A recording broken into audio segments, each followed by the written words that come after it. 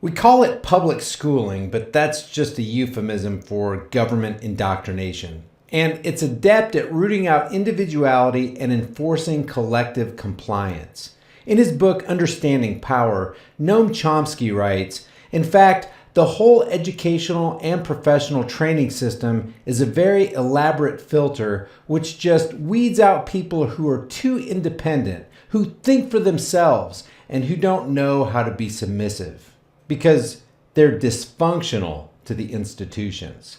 It's like we talk about all the time. With the government, up is down is up, black is white, in is out, and right is wrong.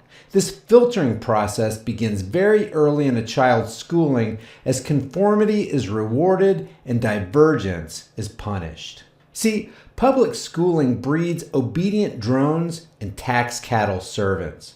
Most of us played this game as school children. We know the rules. The kids who raise their hands, color in the lines, and obey succeed. The kids who challenge the rules struggle. The problem now is that the rules are extended beyond the classroom. Parents are increasingly required to obey, to conform to a school's demands even if they believe such orders may not be appropriate for their child. Advocacy groups who work with homeschooling families across the country frequently hear stories from parents who decide to homeschool their kids because schools were pressuring them to comply with various special education plans, as well as push medications onto their children or make them submit to other restrictive procedures they felt were not in their child's best interest. Even more sobering is the growing trend of school officials to unleash child protective services on parents, homeschooling or not, who refuse to give in to a district's demands. And I'm telling you guys, once you sign on the dotted line and plug your child into the system, there are so many strings attached and getting them out, it'd make your head spin. It can be done, but be warned. They have and will weaponize child protective services. An investigative report released last month revealed that schools are increasingly using child protective services as a weapon against parents. It said, quote, fed up with what they see as obstinate parents who don't agree to special education services for their child or disruptive kids who make learning difficult, schools sometimes use the threat of a child protection investigation to strong-arm parents into complying with the school's wishes or transferring their child to a new school. That approach is not only improper, but it can be devastating for families, even if the allegations are ultimately determined to be unfounded. What's more troubling is that these threats disproportionately target low-income and minority parents. According to the report, these families have fewer resources to fight back. When a family in a wealthy Brooklyn neighborhood learned roughly 2 years ago that their child's school had initiated a child services investigation against them, they sued the city's education department.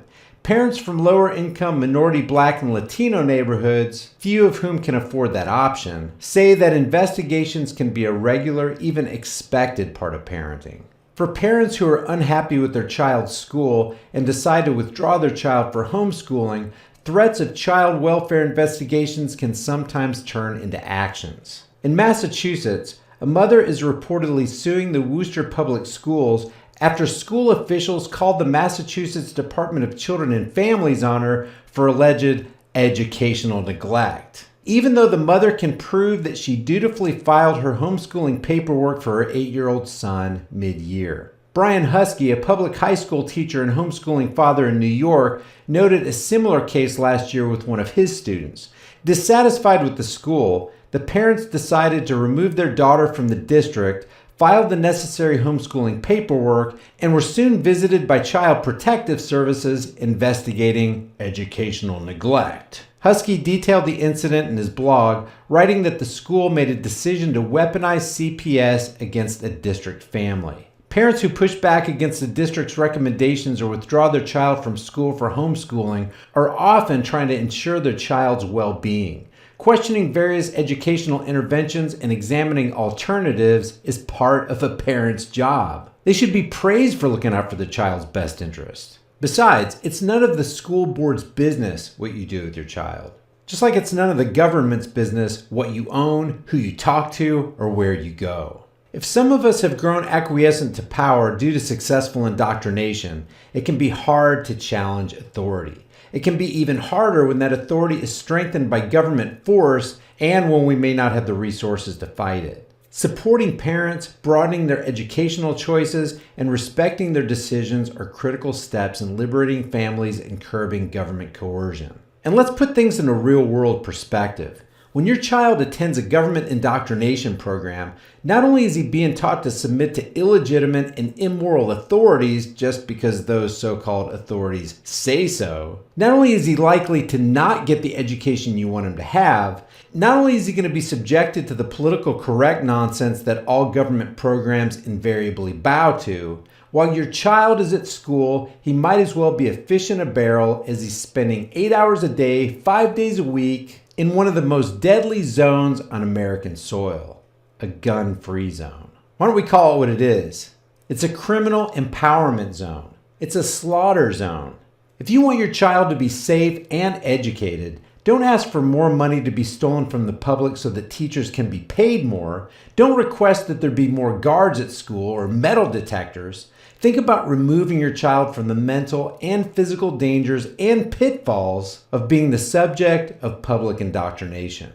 Guys, our kids are our future, and those who have a hand in molding their hearts and minds are the values that will emerge triumphant in the years ahead. If you enjoy this content, subscribe to my backup channel, subscribe here, hit the bell notification icon, grab a shirt, support the channel on Patreon, and share this message with everybody you care about. Also, leave your thoughts about public indoctrination for the world, the Google Thought Police, and CPS in the comments section below. I'll see you guys in the next heavily censored shadow ban video. Guys, thanks for watching. I create at least one new video every day. If you get something out of this content and you want to be alerted when I upload new material, subscribe to High Impact Vlogs, hit the bell notification icon, give it a thumbs up, and share it with everybody you know. Because the specter of censorship and termination looms over channels like mine, be sure to subscribe to my free private email list through my website, highimpactflix.com. And if you think it's worth helping the cause of truth here on this channel, you can support my work on Patreon or PayPal, or you can grab a hard-hitting shirt from the most politically incorrect shirt store on the planet. There are over 100 kick-ass designs, and I'm adding new ones every week. All these links are in the description and in the pinned comment. Remember, don't just believe anything and keep questioning everything.